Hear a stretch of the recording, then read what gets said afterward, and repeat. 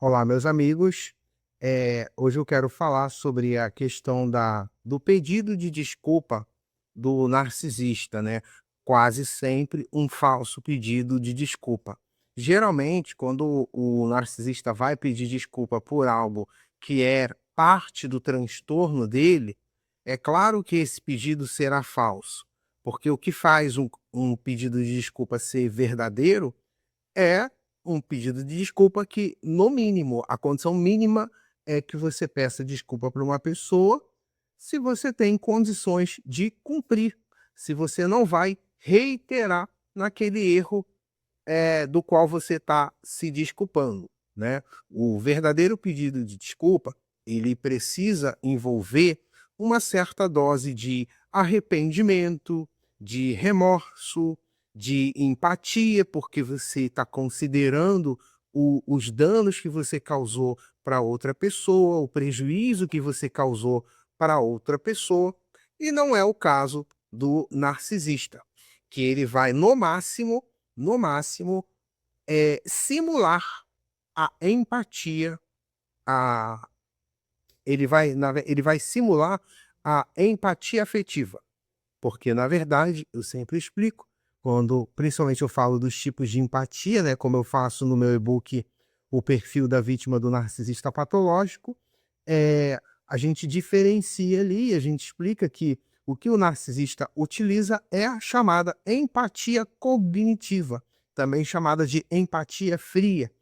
Por quê? Porque eu posso compreender, que uma pessoa esteja triste, sem que aquilo gere algum nível de comoção em mim. Eu posso entender, eu posso saber, né, e saber, entender, compreender, racionalizar, são processos cognitivos, né. Não tem a ver, não precisa envolver afeto. Eu não preciso sentir o que o outro está sentindo para eu saber o que ele está sentindo. Até para eu saber, até para que eu saiba, melhor dizendo, que aquele afeto causa, naquela pessoa, né, o tipo de reação que causa aquele tipo de afeto, né. A gente tem várias expressões, né, que a gente usa para descrever afetos, que a gente sente, né. É o famoso a dor no peito, o nó na garganta, né. A gente tem aí descrições, dos afetos que a gente tem e a gente entende, né, mais ou menos o que o outro está sentindo quando, nos diz essas coisas. Então, o pedido de desculpa do narcisista, o que é preciso observar é o seguinte: você tem que responder a seguinte pergunta: ele é a primeira vez que ele está pedindo desculpa por esse tipo de erro? Ele já te pediu desculpa por isso antes?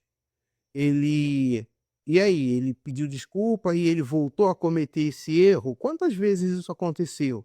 Porque existe uma questão que eu observo nas vítimas, né, quando eu estou acompanhando essas vítimas nesse processo de ajudá-las, né, eu observo que muitas vezes a vítima ela tem um foco naquele momento específico, né, naquele pedido de desculpa que o narcisista está fazendo, e ela às vezes perde um pouco uma visão mais global do que está acontecendo. Ou seja, não apenas olhar para aquela situação que o narcisista está pedindo desculpa, mas olhar também para o histórico, né? Quantas vezes isso já vem acontecendo, vem reiterando, e você está caindo numa manipulação. Você está liberando, perdão infinito, né. E como é que é isso? Que negócio é esse de perdão infinito? Como assim? A pessoa pode fazer o que ela bem entender, não tem um limite? Qual que é o seu limite, né? E claro, a gente sempre acaba, pensando, né, voltando aqui o nosso raciocínio clínico para essa questão dos limites, né, da colocação ou da não colocação dos limites. E é claro que isso sempre vai também, eh, indicar, né, a questão da baixa assertividade nas vítimas que basicamente se traduz na dificuldade de dizer não, né? Na dificuldade de ser coerente com aquilo que você quer, com aquilo que é importante para você. Porque, por mais empático que eu seja, né, e eu já falei aqui sobre diferença dos tipos de empatia. Empatia saudável e empatia patológica. Muitas pessoas cometem o erro de achar que toda empatia é saudável, e eu já expliquei aqui, tenho falado isso, que nem todo tipo de empatia é saudável. Então, assim, eu posso me importar muito com uma pessoa e ainda assim eu posso dizer que não. Inclusive, né, na educação, colocação de limites é algo muito importante. É algo crucial para o crescimento, para a maturidade, né. É assim que a gente desenvolve desde a infância, né, e eu tenho falado que eu fui, mergulhar agora, numa formação neurodesenvolvimento para compreender essa formação, esse processo formativo, né, e quando a gente está ali nesse processo, receber um não é importante para trabalhar a nossa capacidade de tolerar a frustração. E isso é algo que para o narcisista fica sempre limitado.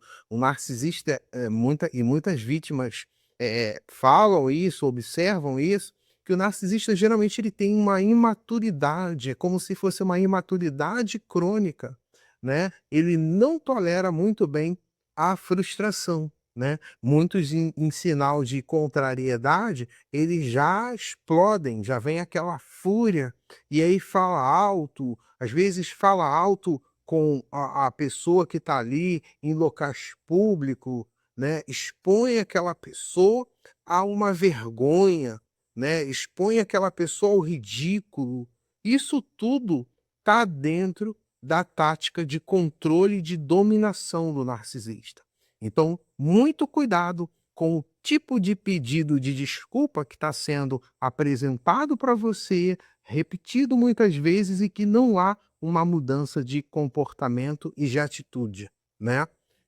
E um lugar comum desses pedidos de desculpa, quase sempre são traições, né. Não é apenas traições, mas não envolve só isso, mas em muitos dos casos é sempre esse, o problema, o entrave que rola ali.